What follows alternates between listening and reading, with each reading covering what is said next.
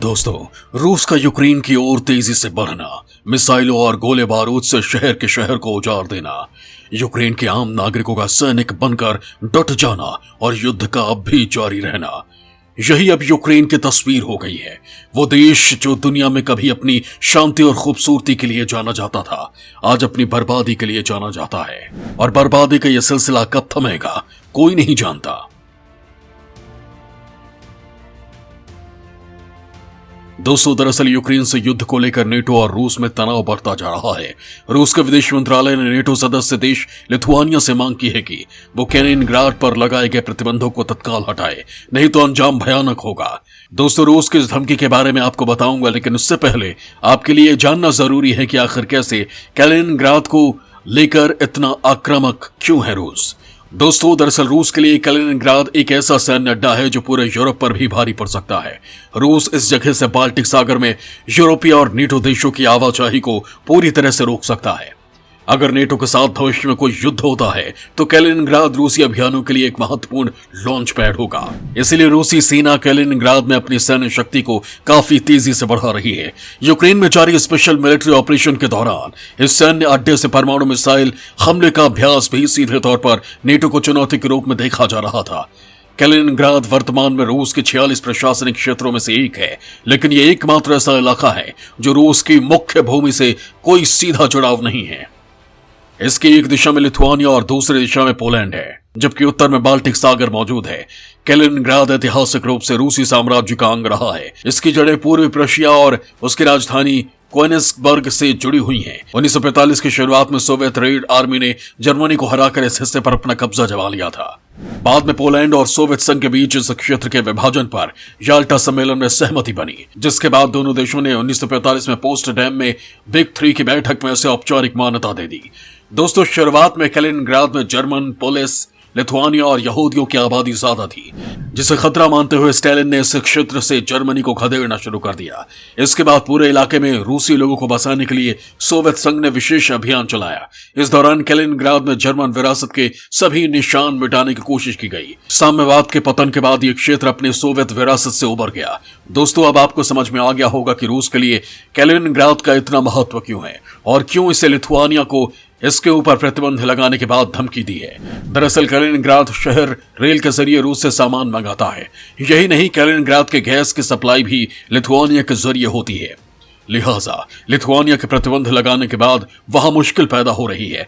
दोस्तों, बता दो कि लिथुआनिया ने जिन सामानों पर बैन लगाया है उसमें कोयला, मेटल निर्माण के सामान और अत्याधुनिक तकनीक शामिल है। लिथुआनिया के इस कदम के बाद रूस के विदेश मंत्रालय ने एक बयान जारी करके कहा कि अगर भविष्य में कैलिनिनग्राड से रूस के बीच में सामानों की आवाजाही पूरी तरह से नहीं शुरू हुई तो रूस के पास अपने राष्ट्रीय हितों की रक्षा करने का अधिकार सुरक्षित है।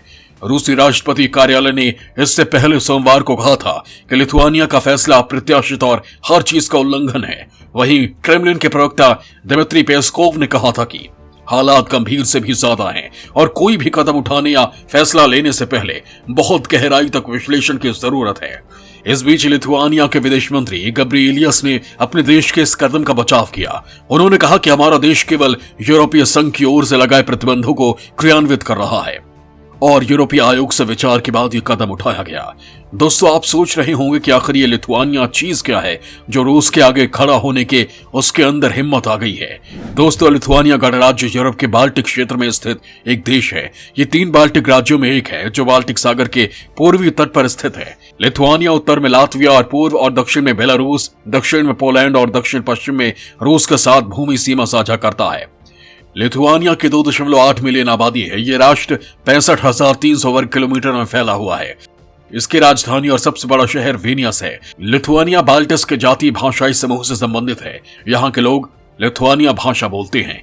ये लगभग एक सहस्राब्दी तक बाल्टिक सागर के दक्षिण पूर्वी तट पर विभिन्न बाल्टिक जनजातियों का बसेरा था।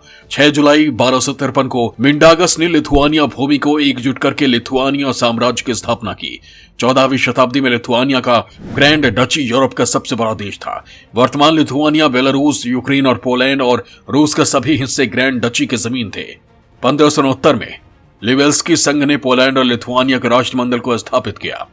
राष्ट्रमंडल 2 शताब्दियों से अधिक समय तक चला, जिसके बाद पड़ोसी देशों ने 1772, 1795 में इसे नष्ट कर दिया और रूसी साम्राज्य ने लिथुआनिया के अधिकांश क्षेत्रों पर कब्जा कर लिया है। दूसरे विश्व युद्ध में लिथुआनिया पर पहले सोवियत संघ और फिर नाजी जर्मनी ने कब्जा किया। 1944 में युद्ध के अंत में जर्मन पीछे हट गए, जिसके बाद सोवियत संघ ने लिथुआनिया पर फिर से कब्जा कर लिया है।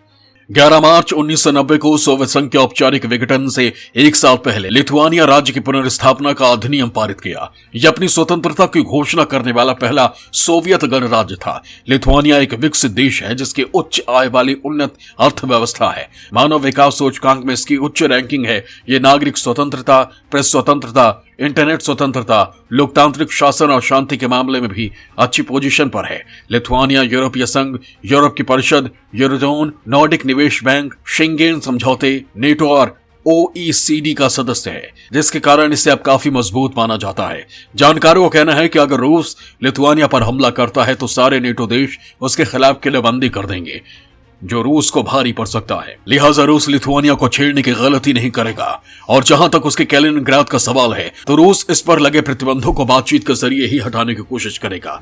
और अगर बातचीत से और दबाव की रणनीति काम नहीं आई, तब वो कोई रास्ता अपनाने पर विचार कर सकता है। ये रास्ता क्या हो सकता है, फिलहाल कोई नहीं जानता, लेकिन रूस और यूक्रेन युद्ध को लेकर आगे क्या हो सकता है, इसे लेकर अब कयास लगाए जाने लगे हैं। दोस्तों, हो सकता है कि यूक्रेन रूस के बीच छिड़ी ये लड़ाई लंबे समय तक जारी रहे। अगर सालों तक नहीं तो कम से कम कुछ महीनों तक इसके जारी रहने की पूरी आशंका है। रूस और यूक्रेन की सेनाएं हर रोज एक दूसरे को टक्कर दे रही हैं, हर रोज एक दूसरे पर हमला कर रही हैं। ऐसे में इस युद्ध के लंबे समय तक जारी रहने की पूरी संभावना है। दरअसल रूस यूक्रेन युद्ध में कभी एक पक्ष थोड़ा मजबूत बनकर उभरता तो कभी दूसरा पक्ष, लेकिन दोनों में से कोई भी पक्ष ना तो झुकने को तैयार है और न ही पीछे हटने को। राष्ट्रपति पुतिन ने यह मान लिया है कि रणनीतिक धीरज का प्रदर्शन करके वो जीत हासिल कर सकते हैं। हालांकि यूरोपीय देशों ने अभी तक जिस तरह से यूक्रेन की मदद की है, उससे लगता है कि वो यूक्रेन को हथियारों की आपूर्ति करने के लिए प्रतिबद्ध है और आगे भी जारी रखेंगे। ऐसे में यह युद्ध एक हमेशा चलते रहने वाले युद्ध में तब्दील होता जा रहा है। जानकारों का भी कहना है कि आने वाले दिनों में किसी पक्ष की रणनीतिक जीत की संभावना बहुत कम दिखती है, लिहाजा युद्ध जारी रहेगा। हालांकि कयास ऐसे भी लगाए जा रहे हैं कि हो सकता है कि आने वाले समय में रूस और यूक्रेन दोनों ही इस बात को स्वीकार कर ले कि दोनों ही ओर की सेनाएं थक चुकी हैं। लोगों के साथ साथ युद्ध के लिए जरूरी रसद और चीजों की कमी चल रही है। ऐसे में लड़ाई जारी रखना और बेवजह लोगों का खून बहाना जायज नहीं, लिहाजा दोनों देश युद्ध रोकने पर सहमत हो जाएं।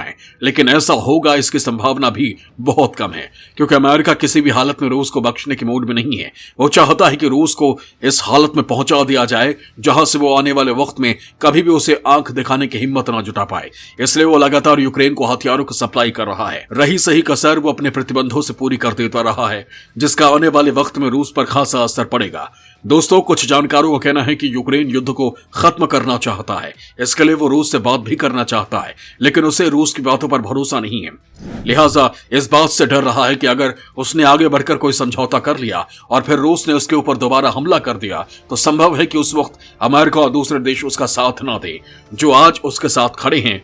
यूक्रेन की शंका को सही साबित करते हुए पश्चिम के अधिकारियों ने भी जोर देकर कहा कि शुरुआती असफलताओं के बावजूद रूस अब भी राजधानी कीव पर कब्जा करने और यूक्रेन के अधिकांश हिस्से को अपने अधीन करने की योजना बना रहा है। अधिकारियों का कहना है कि रूस का अधिकतम पर कब्जा करने का उद्देश्य अब भी जीवंत है। रूस डोनबास में अपनी बढ़त को भुना सकता है। इसके लिए सैनिकों को अन्य जगहों पर इस्तेमाल में लाने के लिए वहां से मुक्त किया जा रहा है। शायद वो एक बार फिर कीव को निशाना बना सकते हैं। पश्चिमी अधिकारियों की इसी चेतावनी के कारण यूक्रेन चाहकर भी शांति वार्ता के लिए बात आगे नहीं बढ़ा पा रहा है, जबकि यूक्रेन की सेना लगातार नुकसान झेल रही है। राष्ट्रपति ज़ेलेंस्की पहले ही स्वीकार कर चुके हैं कि हर दिन 100 के करीब यूक्रेनी सैनिकों की मौत हो रही है और लगभग 500 घायल भी हो रहे हैं। यूक्रेन के लोग भी चाहते हैं कि युद्ध खत्म हो जाए और वो पहले की तरह सामान्य जीवन जी सके, लेकिन फिलहाल ऐसे कोई आसार उन्हें नजर नहीं आ रहे। जय हिंद, जय भारत।